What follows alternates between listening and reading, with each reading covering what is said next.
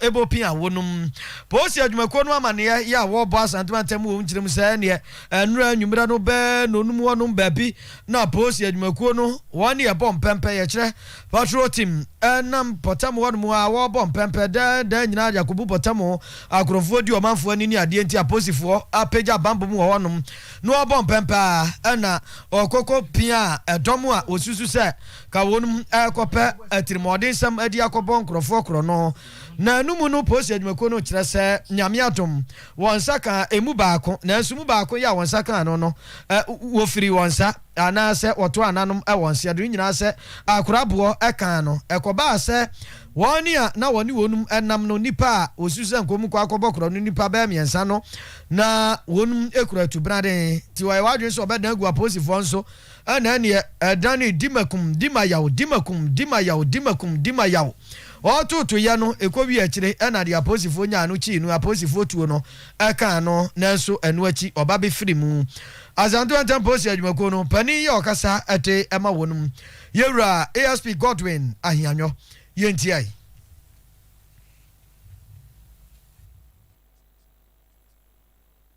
enra mo ba pro B3 number 9 number 14 was crew and in crew crowd did this one south stretch of the road and omobo apro obibiara enti mo vanche nino mu shada no etwitwi akra yehwe se yebenya Pensre ma 9 oboase Jacob kwan tepono so omo ya patron ko say motor bia package so hygiene motorbike with registration number M21-AS5571 apaki ewo private Toyota Corolla bi enim and its registration number AW3404-14 na police for no ehun say nkrofo mi nse bi kutatu ana omo boboka no win screen tiema omoni ba so sa konfo hun se police for no e ban pepepe no mo sa so mo tututu the police for so tututu e ko bibia no mo gina enum no mo se no etu na no wodin to mo dwane fan rem na omuja omo etu ba ko a single barreled gun and you are loading with one live BB cartridge a chrome for no yade ma na community for no yade bo police for mo echin renu ma enyan ba ko echin no na mo china se we pra won na ya na moja tu no so mo de no ko hospital ba odru ho no medical doctors ni ka say Oyerepa before no be woman oboni din say friend August na we di 26 say of free pushing wo kuma say oni na dan fofo na yes mo ko posa kro no we many mo ka say ija enimu no ewo Obuasi government hospital morgue ana enumu na Jacobu district police command and so nya tipo bi say akrabia omuso sisa no so ka sa robbery no so eje ayarisa ewo St. Peter's Catholic Hospital and so Jacobu the police in term na ko chin nimpa ordinary diama police friend Anthony na ya oyeboa already 35 years na like I said there baby prayer no prayer on the right arm ana ojaya so the police for no treated a doctor for treating we and police one number Obuasi divisional police commander and also our police investigations here the friend just to tell you say yes there was an attempted robbery it's a cost our mainstream contemporary so but police for this robbery no and through a gun battle on Pabakwa from Afrenkwa Asantuma temposi adwumako pani ya wano na wonum kasa agini minimu begu mountain so ya kire Ashanti Regional Police PRO ASP Godwin ahianyo wano anu obo yenkyiremu yi yenko entonso ni aboaso enra kasemu no yebo mamane se aboso nzongofo bi ema omene so a ene entonso santan wonum ekwaye dan ya meka senso ntonso nie aboaso nie enti obi kompetem hokro tibi kasa me kontonso aboaso wonum nyina ben na aboaso nzongo ebo wura ntonso a ene ya meba mo nche na matwe me sekan mo nkoma chi na matwe me jan minchimo minchamo enwane machimo Cheso omuto she kro yiswe wo ya akwada wo ya panyini o ba wuru wansu wo mfa ho na ne atwobo ye na gidigidi omuduru dwomu a enkruma koto ma bi no aboa no na wusi agya wo beton no apa bia ko odia no ma twetwa ma sa wu teburu nyina ka ho ene ye de ote no ma na otimi so mirika paka tiemu anu akwa womuduru kro no so no adapa twetwa mpo twetwa sekan twetwa hey ema boja bum esi won tonso man panyini kwada nyina akɔhye dam kro no wo so enra wia na yena police force hwe agani are na taba atuba biribi wo ho bumbebe ene omuso amerikam ko kro no so make say ye de careful kakra to ono so so omunya hwe yie pa na bire bi duru a omuhwe no mkɔhye dam din na make say ya kire emu bi maako enum na ya kire num no emu mienu de ya mo ho ne so omo last ho ne omuhwe ye no manko egidigidi sa won tonso obio na emo miensa waka no eye nanton na ishawu wo yitire won frihia aduo no enes boache eye mate kai mate won frihia aduo no mienu kodwo manu so eye droba won frihia aduo no miensa ene na ko ho mani mpa no a aya basa se de omanya be 35 miss course omani nyina ye jobi se police for che won mo no na ASP Godwin ahianyo eya santimentem please kasamafo woni central for twetwe nkomo and some of the two dwa enie ntonso aboaso clashes no enyumre meka se nura police for echi nimpanum na echi omo miensa de etumi a charge omo for routing with weapon din a woni ye nantuma isha baba with 20 years ns wachi drivers me 22 years kojo menu drivers me 23 years ogedo omo nyina beko Mamponte Magistrate Court ochina Gukwada 7 July 2021 mienu ne de akɔhye omo ama omo police inquiry bill tia no emrantia ya kire wo mo no emu miensa de ye de wo mo court akodi wo mo asem we ASP Godwin ahianyo oye kasamafo edema asante mantem please adwumaku 100.7 FM suni ya ka kire say Facebook no dem pa betimi a kire wadwen ho Oyerepa radio na say Oyerepa news ya to so ya de ani e kire mu ewo adwumako enya ne se mansi nim na kire say adwumako asamani ye gina amanebo a eba ene say abantie bi a ye frɛ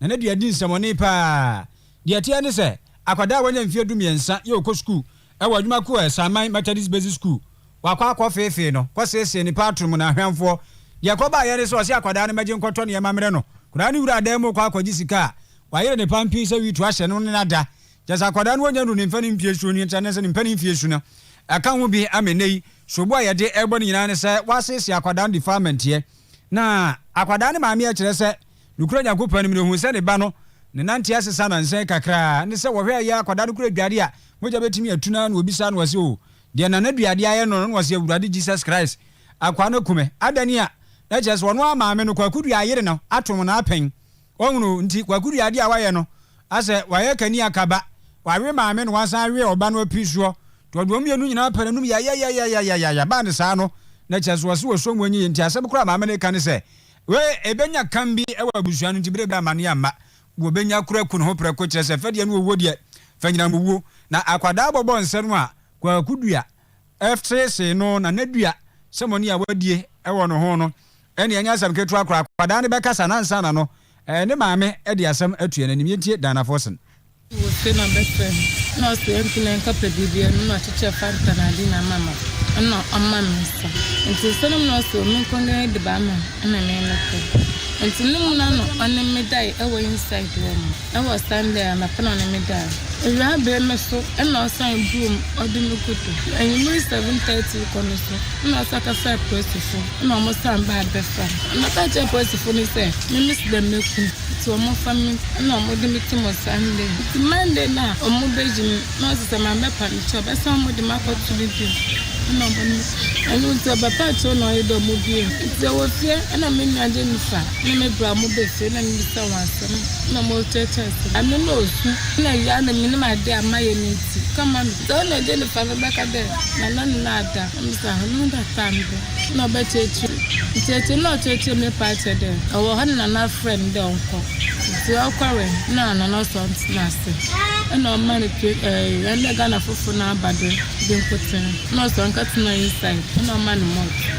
nti mouth no mu na ka apofan to na de nsa mu ana no na no meda so we na ka cha apofan na monka aka bo hando de be afi mo to dia de be man and the last time me brother apofan ko hospital no go be stand there I am pack work na doctor na one was one na ada there's only police station there kaka sem no what's it and time na etwem so mo pro mo bu asem no mo pro mo ya asem no kasa say yes any bi say ya to aju ono wiska otu na e dia won bu aye and my bad to sabe sia so po kumpo na bebe boku kumyo so yem bi sisi mema Dana Forsen ena motin wen kana kwada no e ma minie Dina no kyerɛ sɛ yadeɛ bi ha adwen pa akwa no awe maame no asa awe akwada no pa na akwada no agosam nimsɛ niema fa akwada no ni so papa ene manti aba wɔn musisim tawe sɛ de otwitire no so hunu akwada no ankasa enti no apam eba sisi na kamada na apam kono semana apam man kan kyerɛ e mama no wafo kamada yi na acha na wɔtwe ɔya da hɔ no so nko school no so ntu ko ya se ya no sama so papa we yoy na akwada fa no fa no the hospital to aba hospital doctor from hospital fa so ko police station sam no chef no kwa first case apa report ni no sa aba doctor aba hwe ni doctor so papa wondo ina da na mu ka kre na me pen na sa so me gota rugo momle enti me ko na brand agent store no from le dem for we gota rebro enti me ko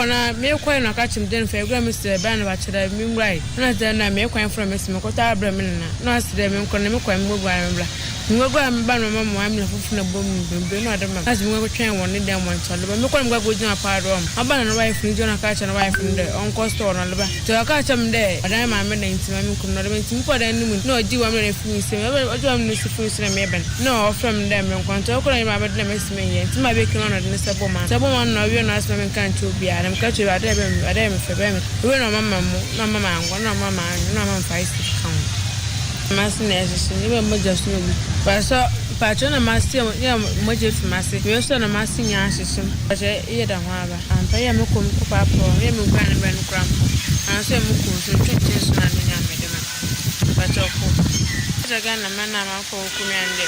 eso anda wombo na sa motum na se ka san mama na wo hu de ma po ni smile de tsama ko school e jwa kwa sama ni je class 5 that is primary school that's fine akwada na motin wen kanu na kyase yi na nadua di san kwase asem ni wieye no ena wo ma no mo amono se konku baako ena wo ma na nwa ma ni jeni ka won ko ya nwa mo oye no ma na 5 series ya wo dia pesade bi atu agusu nti jeni we proper compensation pa na kyase na nadua wo dia ma akwada no ha adwen asema amati improper fresh with improper compensation yo abrako to ma dey say improper fresh agodi ngwaji azem awo bi ma mi asa awe ne bade ne azemu wo ye wicked pa o agwa no be hunu mo na atopa emo no kra na se be papa bi mpo emo no hwe se bia etu jimi kra yes how ni bia so afo mu fo ne o ma afo mu na da se no sa 5 no aya mana sa afro kira o ba da se nu asemu ba o hwe si no a em se or take advantage who say omu ni bi because ka kwara o ma no mo kongo ba wa didi wo fia o no am ya o di mu kongo ba ko ye de so ma na nwa ka ho na jeni ne ma me no kra no panyi 5 Ghana panyi no ne ma me no kra no se so da ho na boy ni be man ni be repu o se no kra no am so tonsa ma no no mo ndi o we na nwa o ga no se na e beti bi kra ba se no kra no oh eya ho kire ko sini no ma no obi so ho kire no obi si uniema no kire se take advantage na the guys na ba na dey ono onya ade efo ento onyi ni lo no hye ne hai na say ho acho na ho say kuti onya ba bia mfa ngura na do wa ba onya ndai oh de bi islamu bi na nne na mhanu mu aja umu nyina umanyinyini kama nshira ba mukori amai wo mmeke kana bo she ben makwan na mu mfa bi nko yankwa na wana kan isi krobia fifiri mantam wono ye gina ho no a se fifiri mantam adwuma ko enya asi amansini no amu ne yada so na minim za na no de nsɛm adenkum ne nsɛm atɛɛdɛ nsɛm atwotwo frocho ene free one mo eba muntiae kwasi ada no ahomache se ba no miensa akronfo awrenfo bi a piesie besie onum paboa babrabo se lotokioso mso ade si se on paboa tata mu ye ko adwuma ko pekro no abom se ohwe a on tutu omania no omunya fie bia mu nwura nya bank bia nso nwura no msi ne sa na tie dia maami jemensa kura so no kro ba yi ni office ewo enya potamo anom akronfo ye nwura ho denti ne ye kwhwe obi ebenya bibia fa anom di kwura ba to komisa ni office ye wo adwuma ko enya esia mensini num na owenfo ye kire security man ya wonom wonu na ekire nsemu na akosem ne emunyim wo se amache no ba no miensa honum a wote bibira na bibira no a wote enso no na enya mo bibira na ya bibira tiseni padasani eno opese wofuro abato komisen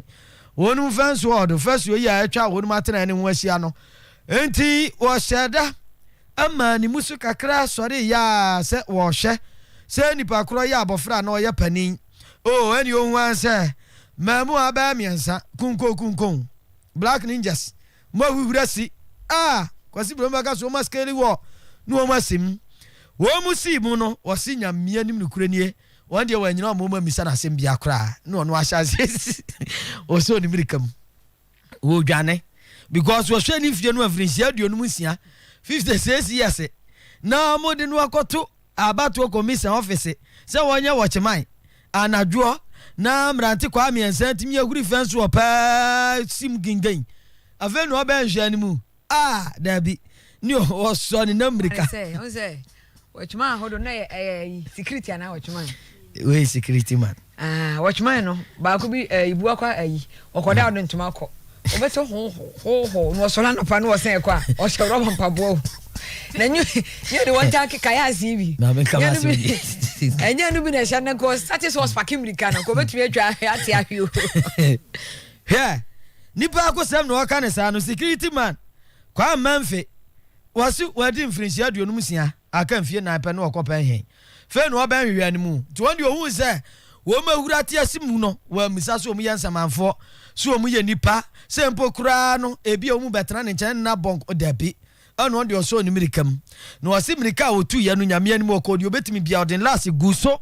nanso o miansa etin no a no mba beche no ne ye kire no no ni ebisa nse nya bia asafo a wode we ha no ewa titiru de ade be wura modan no ankasam no wasi eni ne ho no msi okay se wo ho eni ho ye be hunu eno onum yi wo mtutia pesere ya ehye omu ho osi ani om de pempem ne betini ne mfin akosi so ye hojo se koko boto ahwe ni mu no obubugu honum omu wie ya ne ebo ni dua mu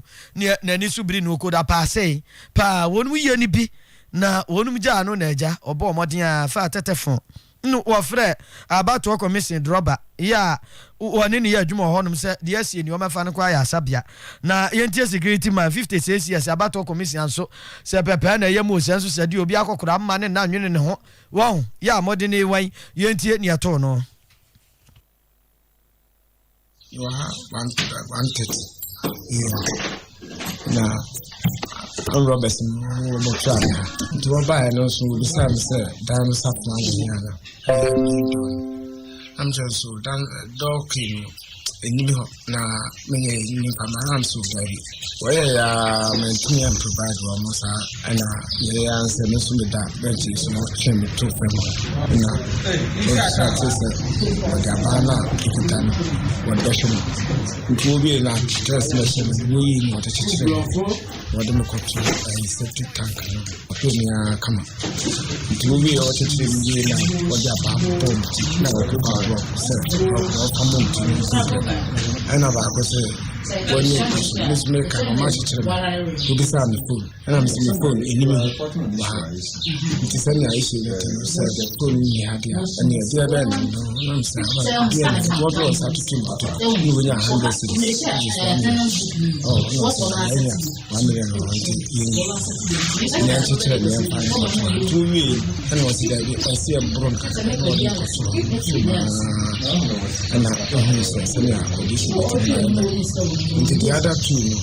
one more and I come back no kind of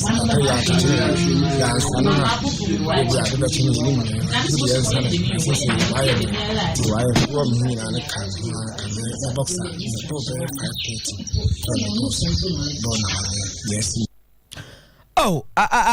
Hopa will be papa wedding fringe here, you know, 56 years. Na Cronfo, Ote so man, so got septic tank, creme. South bottom uni 100 gun asha, Sabo Sumis on out your muntims and I catch Yaga Croko, the tone also DDD. Oma tam de co, near Chechere no, run home and a kind of boxer shorts. Oh, a jacka fra,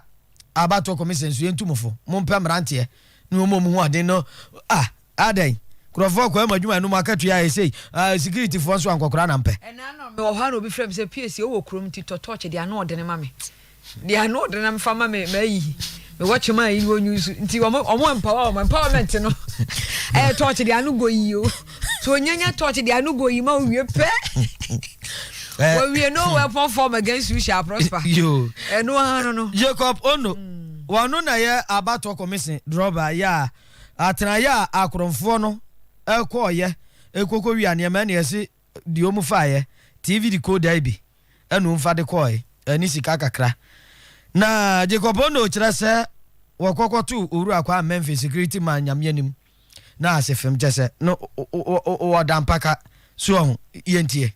state na me offer me dem memla na ye security na friend dey akrofa betak no ha no kwa me dimeka ko fa ye ba so na ye no wa attack no ma ye security no da bi send o ba nde no so o ba ye no obi send wo pe office key no so key na yin nche no so ye on ka no kwa no so ye se key no wona nche anka on da abonti no o twi ne key table no do wazin bo ha no started the work also wo run na trouser nti ye ba na boxer na singlet na she wazin koto ye backyard e chi ho waze nanta na chiche no wazin koto na we started the wire one operation nti wo wie na wo ko no so ba ko kede wo hwe papa na why week nti won san no we san no ma won wo kwai nti ye ba na pando ote enyim ha ba bia nsu yi ote nsu num ma ni bi sa na pom na aje na ye na ko police station ko report ni ye den ko hospital zaman no fi hospital aba e bi sa na pom na zabe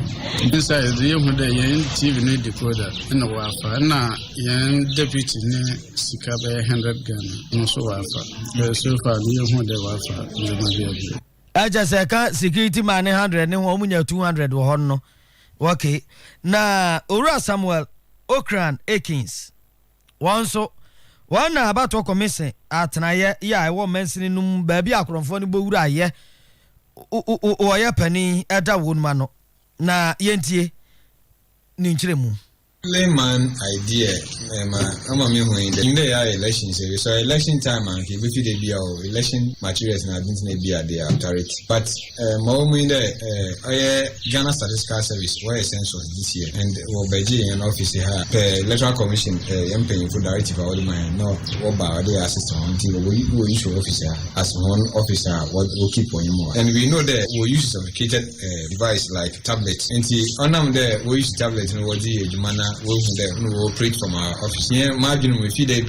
tablet in big oba obenya access na wa access how that because in offices they apart from computers I use ni hu adibia ni pan baka do me pan ma cotton na menyiska wo and you hu that even TV I use to hoye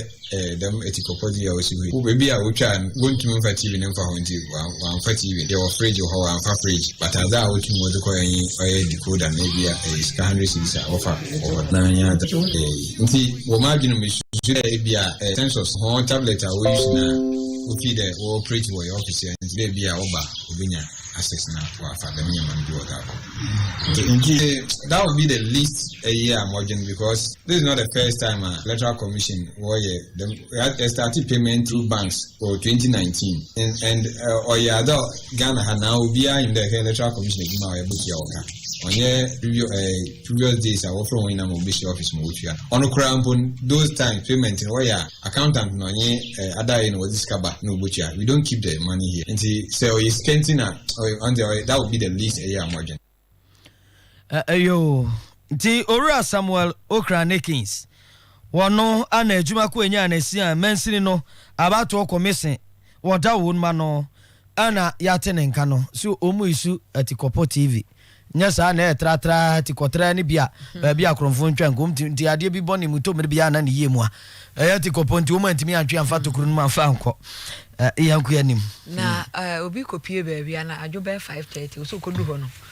yeton abankwan abunabunu nkwan sɛ wan ketenkete mu to obi obo ofia sa nkwan kora no a anadwo 5:30 no ahomache 5:30 no so mo kwa akɔ no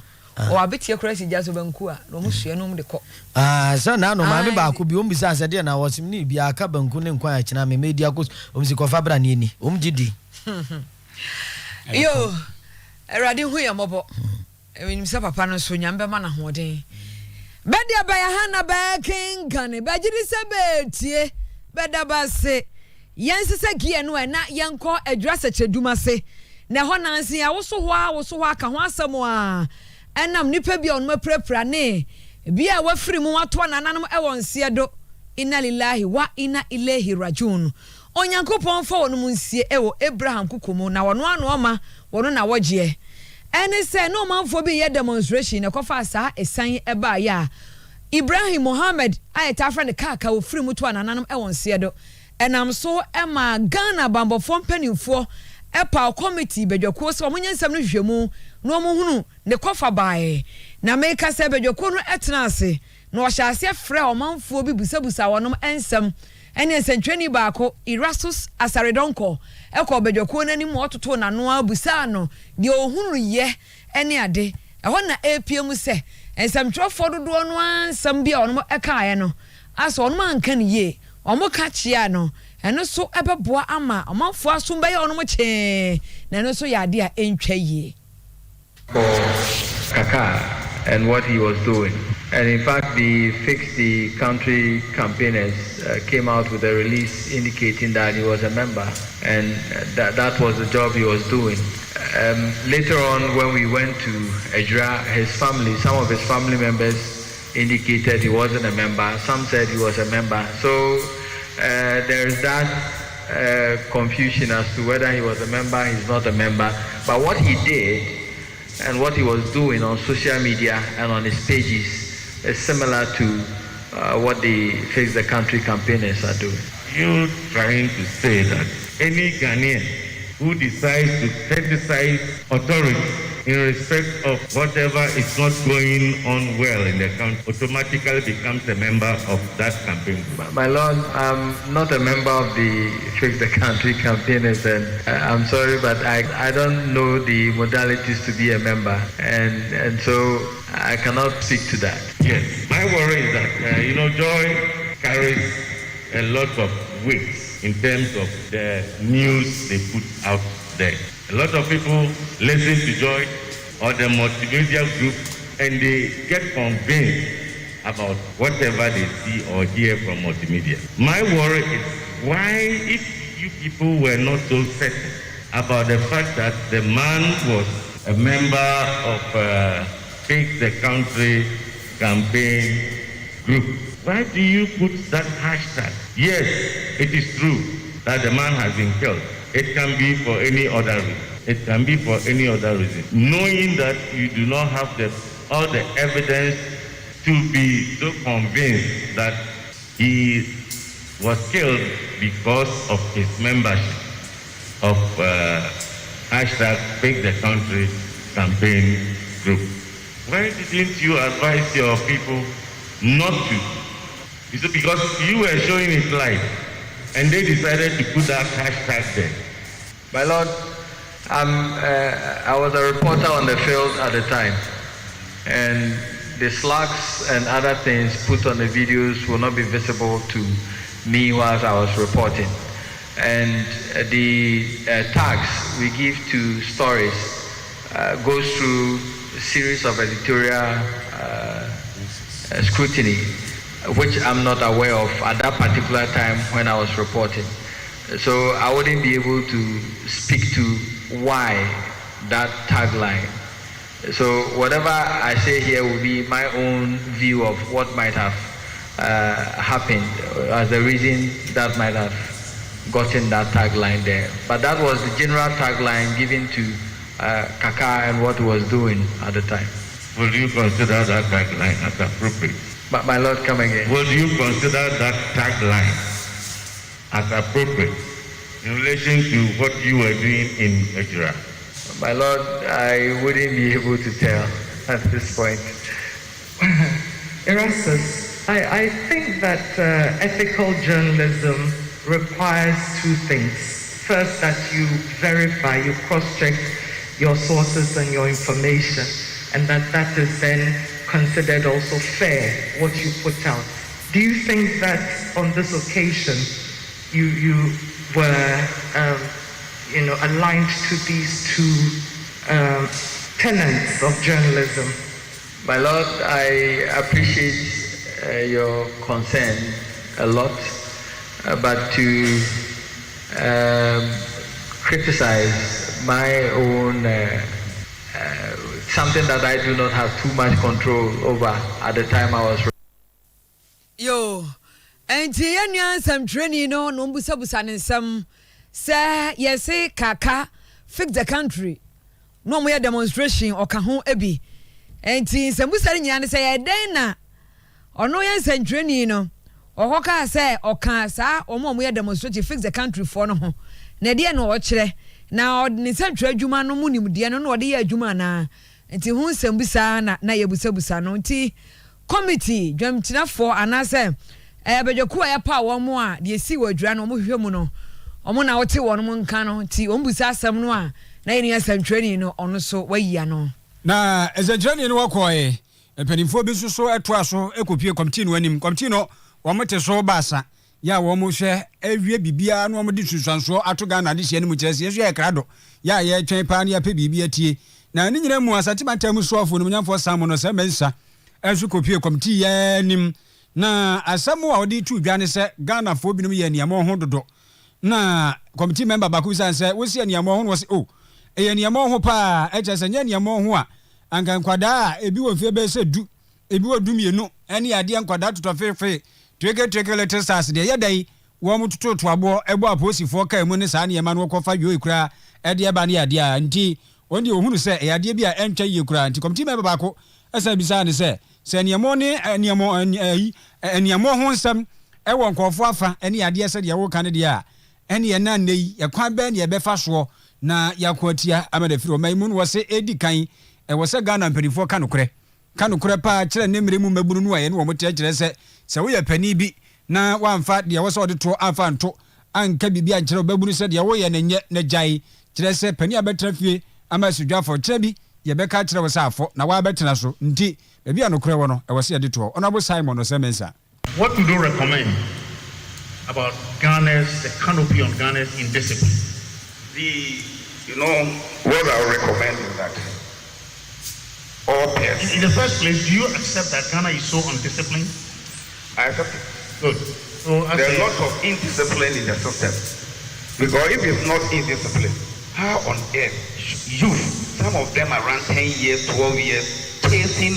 what cannot be go? So what should the nation do as a politician? What we should do is that, one, we people at the top of affairs, we should be very truthful to ourselves and say the truth as it is, irrespective of the politician. Who bears the card? Who starts it? Who bears the card? We the politicians. Thank you.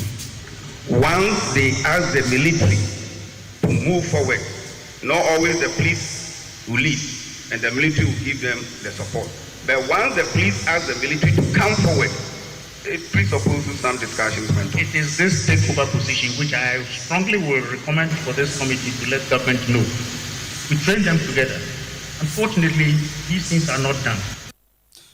Just as much as for opening Simon Osemensa and Eguso di Chiremu, and my copium committee when him just was a Ghana indiscipline wa hadodo, and your more ewaha, and Tessa, I can encourage you know. There was a kind of crania did a crano to be also added to a trini penny, na BBIF and watch it, and watch it in Tia. And Caposi for normal source, and Emmanuel and Sotia Suja for she was so moncohe, now Omoa Bambono, and no the tatuni. When Operation Cowlink was established, it was a collaborative effort between the police and the military. Currently, Operation Calmline is a collaborative effort between the police and the military. Thank you. The fight against what people call Fulani herdsmen in Agogo, which when I took over the administration in 2017 had been there for 25 good years without solution. The fight had always been collaborative effort between the police and the military. In 2017, we added additional leg where the military provided air service to detect the direction of the animal and communicated with the ground troops, which enabled us solve the perennial problem that we had at Asantia Chimago. And as we speak today, Asantia Chimago that used to buy foodstuffs from Jaso, Konongo, Ejusu, etc. to go and eat. Now, because of that joint effort and the success of it, Asante Chimago is exporting plantain to Ouagadougou, and they are exporting maize. So this collaborative effort has helped me since I took over in 2017. Under the current circumstances, what we have agreed at RESEC is that in the absence of the regional minister, the regional police commander will coordinate affairs. All right. The police have their own standard operating procedures, and the military have their own. In crisis management, we call it interagency cooperation. And so if one agency who is in charge, can be NADMO. If NADMO is overwhelmed, they know whom to call. They know whom to call. Did you see that working? Because from where I sit, I know if the police are overwhelmed, they go through the process of calling the military. And they give me or taking time, say we are regrouping and taking a security strategy or something will have been difficult. One year sentiment term so for Honorable Simon Osemensa na wechirechimu ni nti a wote asogyafoɔ so kɔ hɔ sɛ wɔn nkɔhɛ emwa bambɔ no ebisa no sɛ adentina posifoɔ hɔ na asogyafoɔ so ɛto aso no wɔkyerɛ sɛ dabi mpempi no wɔn mienu nyina ka bom na wɔn pre bambɔ no ɔno no wayɛ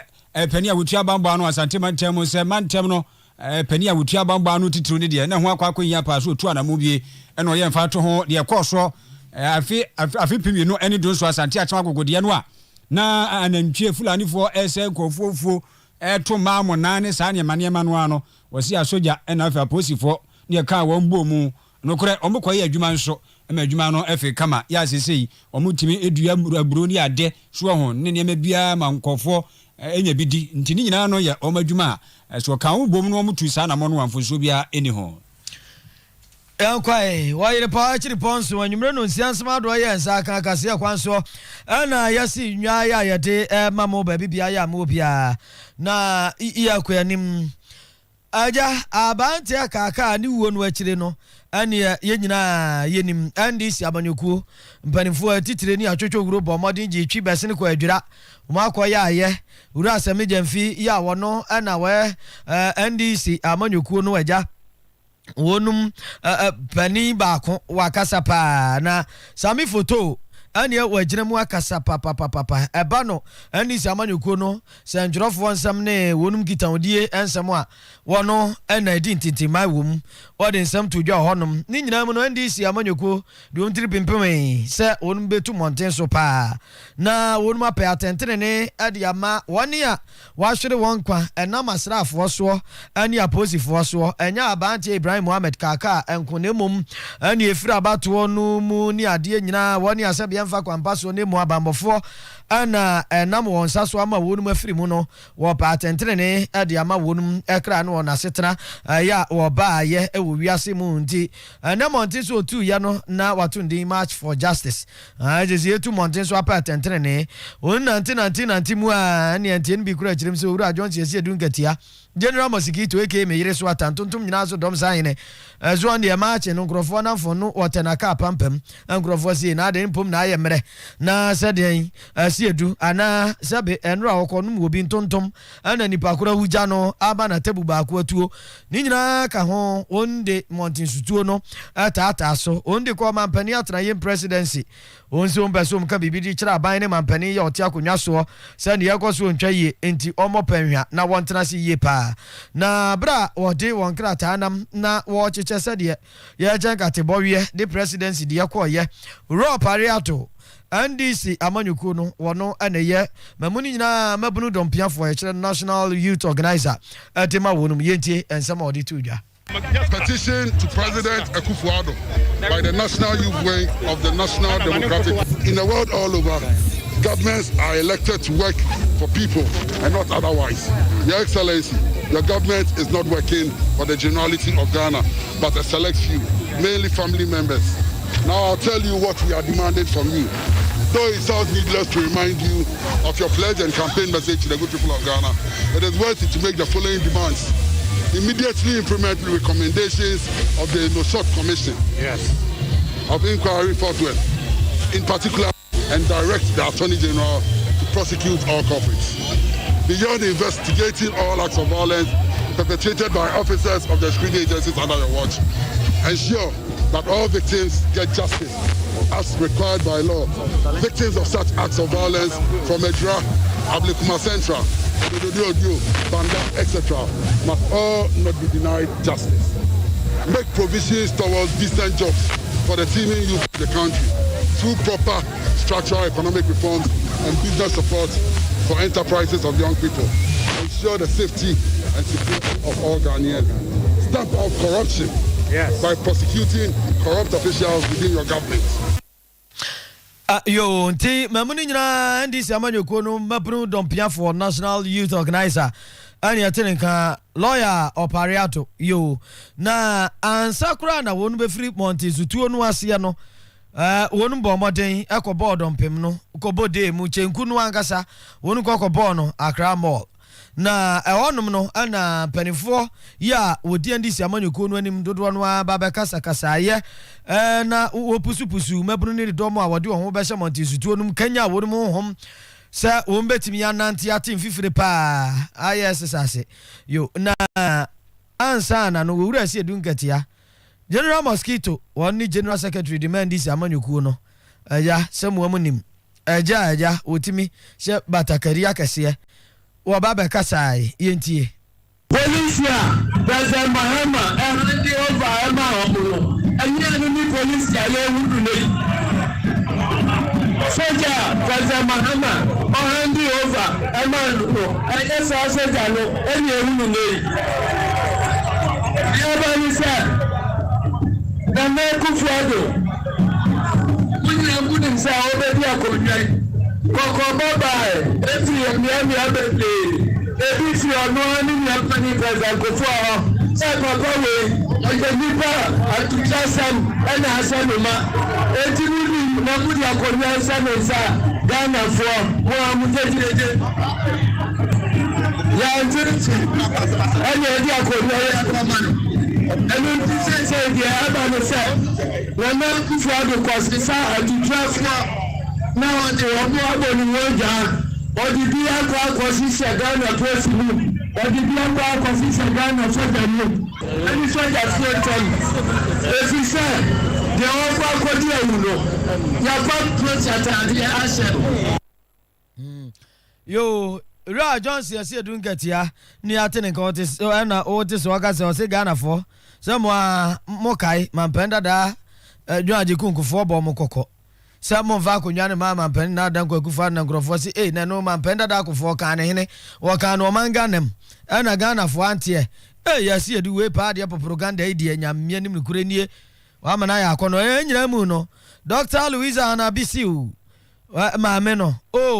ndisi amanyuku no me wom de am se nwi won ho che obi a wo nwi pa na Dr. Anabisiu wonso de odi tu dwa yentie. What they are saying is that once you give to us, Mr. President, we shall give to you.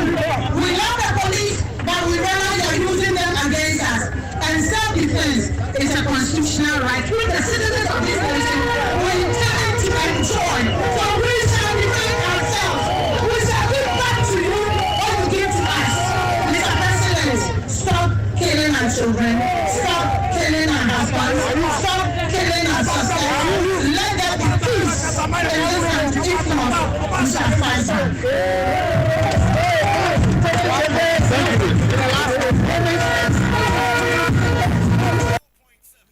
Yo, enti no. Dr. Louisa Hannah Bisiu.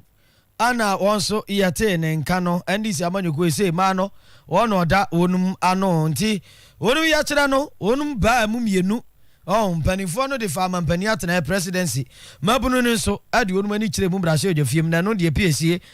dati ade ye fa ho yo na mabunu no enkrabata wo ndisi amanyoko no wo so demonstration no de wo hwe wonum ana woda wonum ano ni Owura George Opariado na bedi eche any route de la sedo omodi komra she bedwam no abedi eche route de la sedo na odi wonu manum ede krata no koma abedwafo na Ruth wode krata no ma abedwafo ne nsam a oka edi eche eni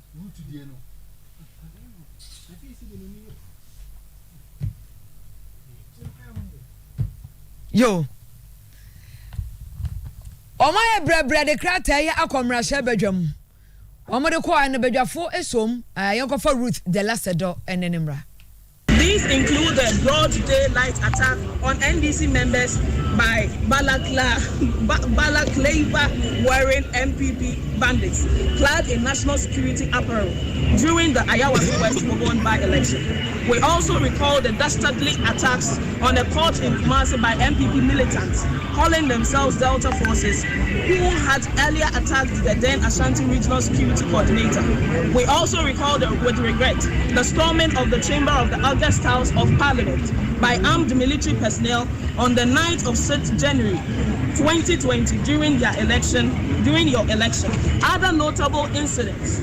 include the manhandling and torture of journalists and critiques of the Ekufuado Bawumia government. A unique feature of these heinous crimes is that they have all gone unpunished, with the perpetrators completely left off the hook. Yo,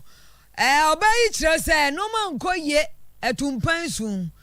No man koye said the aban ye no ma binu nkoye asumbo taya bobo etubobo mpotwitwa da pa twitwa nantini twitwa ekoso aban ibresu nkoye kura nti wamsam obone nam no no na mrasa bedwafie dom kuma na no ni Honorable Haruna Idrisu wada wonu masese o mayo ye kire de na so sa wo ye kire no eye asumdwe ede eye peaceful demonstration. Thank you very much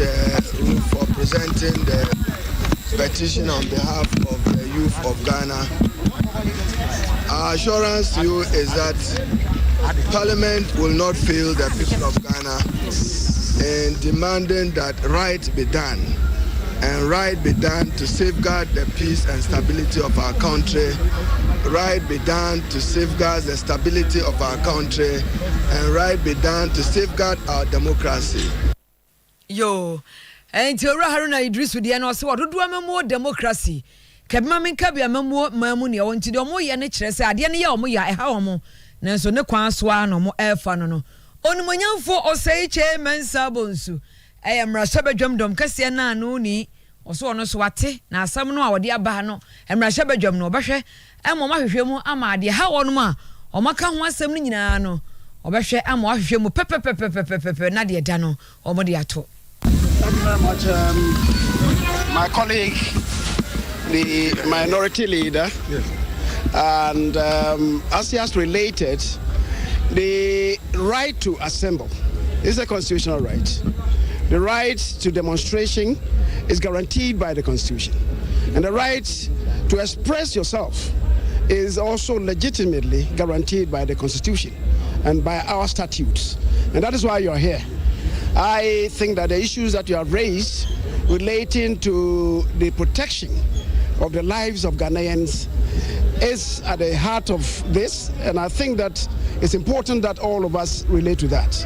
Since 1992, when we returned to constitutional administration, we've had several instances of partiality, as the minority leader has related to, involving security forces who are really under obligation to protect lives and livelihoods of Ghanaians. Yo, onumanyafo osei chei mensa bonsu. Yafia ni entremu ewo kwa na kwa man ene ye gina busua kyese epoye mantemu. Wani a waya nantwie enkabo mu kwa ankasa kyese kwa Cattle Owners Association. Womo ene Ghana National Association of Cattle Owners and Farmers. Womo ka bompa na wometu anamu bi. Womo kyese nyankrompo ya aduma penantwie ato a busumi ni de to so dumiensa brane atete so. Womo so matete ya nantwie ni so adani a womo kyese na nanoma bomodi pa aboa womo amo masase yantam ya kyese womo de nantwie ni nyina kɔ relocation asi ama sese nantwie ni betimi anya aduane adi kama womo so aka ho abom yi sabi empradua sabi eku yese prawe hoi wi ba ko ebebu ka bom wa emu ti womo mo to nantwie aka ho abom sa ne de kai na kyese okɔ na pana chacha sefo ni nyina benya bi fo ti busumi wo mi de to so du bi enza de eni agya nantwie buo ebeye fo pa wokwa ngene mfatemu na Fulani community no ankasa a ewo donkwa kurum no wo mo pani oda ona no kyese mpatemu ho ene Jallo Idrisu Sambo wopani na dinsem atudwa tie de se oba esperoji a baby a yeson yemboa ye wo baby ba ko pe ya ne dawroma ni ko mahini dawroma waboa e ma baby dikutusu a eden fo utafo wa mai baby o ho a asase ti empambie market ya ye da son yemboa enti yɛne mpanimfoɔ ɛho sɛ sɛ nyame boa sɛ ɛtimfo yɛbɛfa akɔ bia no ano sɛ yɛde mboa dodoɔ paa bɛba enti yɛfrɛ busafoɔ ne ɔma a mopɛ sɛ ɔmotɔn mboa nyɛ ɔfia mfa n'anim nkyerɛ kutuku ɛyɛ sɛ ɛtimfo of this man na ɛbɛtete so ama obiara sɛ na ɛbɛyɛ a market no sɛ bia ɛbɛtumi akɔ so Di no utim say nantwie ye guy e won konfo no pa ni nuanu me nantwie no future legends fo ni bia ai debi be nantwie wa bia bobo ye nam ho we ya glass nkwa we ya sensan kwa na man of server room on nantwie bia madam to ai wo man jaba e ani man ntum legend pa legendary session 1 minute bia na sere nam anki awja Dreamland we are called Dreamland na ononya for Siaka Stevens brebi etwam no emrahye adwane de mo manfo awonum ewo German atifi abaton basuan so bono mantam no ye kire German North constituency ana abanda da ye twam no abreso kora so na wo ye mantam soafo abedi akire bono manam ai wonum soafo abedi akire na wonu waka se no kirim se na abreso kwan bi ade ma contract ya besi sabre yanti ensem firi hu nyankropon ya adoma enche kura contract ni no wo se ba kwan ne so na wo kire se kwan ya wo kan wasem no sampa ane gine kwan wasem ana wo kan contract ni no wo nam kwan mu a wo be ya adwuma no adwuma isi kwakatia ya shebo se kwan ya ahore wo jam of yebeni na the popo it's to the business sampa to generate apply to General Tampa Township now say Sampa to PPP and a secretary to a body latest one Tampa to Sepa. Here na Dubai no enega be cutting short baby the lanchi Sampa and ya dansi tikwa so so bi ya fada ku ne tichu no biwo na ina se shepo se mi Lucia me kasa pia bi fa sha si bia me se me fi se mi empio ho se mi empio ho bi me fi na mi don se nkwa nti bi ku so a me bi shira contactor se mi esi na kwan se mo a so to ese kan be dos na ti ase ye juma Tampa Township no ba to start yo Mochugon hospital ni hospital transport or yeah Suta Yuka Ena Obako Kapli Akoye Adubuna Figura. However, within 10 days time, no other fight.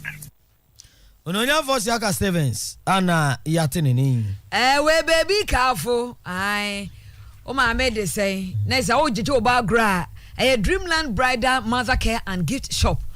Ope, I fro no man and Quadaho no money at Chadie and no ma a Dreamland Bridal Mother Care and Gift Shop no. Oba wedding gowns or invitation cards, Bible rings, crown edition tea, and in your home. Mother Care no so award the Edico Hospital. Dana awo banwa obenya share free ho kwa busum yonu mi esa kwa kusi se obenantie de obedam na wato adonko nkwadaa ntaade de dɔɔso pa ɛwɔ hɔ afei gift akyɛdeɛ wotɔtɔ wuro kakraka de akɔtɔ wɔ fa no papa no maame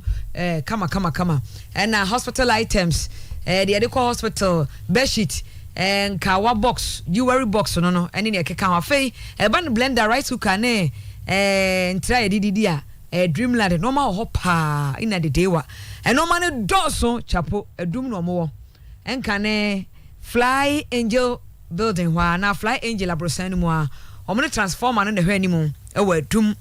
0541 776886 0541 776886 0244 083984 0244 083984 Sami group of companies omo de nnuro bia badwa so Sami Phyto mixture no ma ahoden tipaye ne yamkuro nyina be free honom Sami Phyto balm de ye de twi yaposo ba bia ye bia na Sami Phyto ointment nkrosa ne nsansa material so fupa tupa bia tu a ba bia tonton bibiduro nyina akɔhɔ benya bia to na afa timatima sɔre nkwanta Sami Educational Complex ubenya biye to ho for 0242 689317 0242 689317 0592 611116 0592 611116 na se de krom ha ene asante regi ha nyina ma nyina se mamadu ono na ekro mamadu hair collection no wo kire se wodi nwinu aba kama opemodin way superstar royal nature ene de keke ka ho nyina wo ba sima papa bi obi atiase mo so a mo kɔ no Peruvian afesu Brazilian ne Vietnamese no nyina bi ho mamado ekoyie keke bomoden na ebra ho na ebeji wonwi fa kokko shoti na wo ba obi a wo ye guy me man be yo se sa nsu benya boy ni bi so ate kajetia store number G1404 ena ye be mazu station won wa trotro 03224 99075 0244 896 177 cannot so de ene sade asa ofa nkofo fitira ye wotia ni aroma obi ati asese cannot keep no ne ade bonchichie ne kama na oba onsano abo fe nti we de ye de kase no asi ti ye boy ho akọ ye sorry pe mpanyina transe ena eba na neye nana ama osei wusu nana ama osei wusu na ye maame no birthday maame o ye guy bruta otito kente e wo kejetia enye easy nana ama osei wusu na nana ama amobi eso to kente lai ono so ni nana ama for that amobi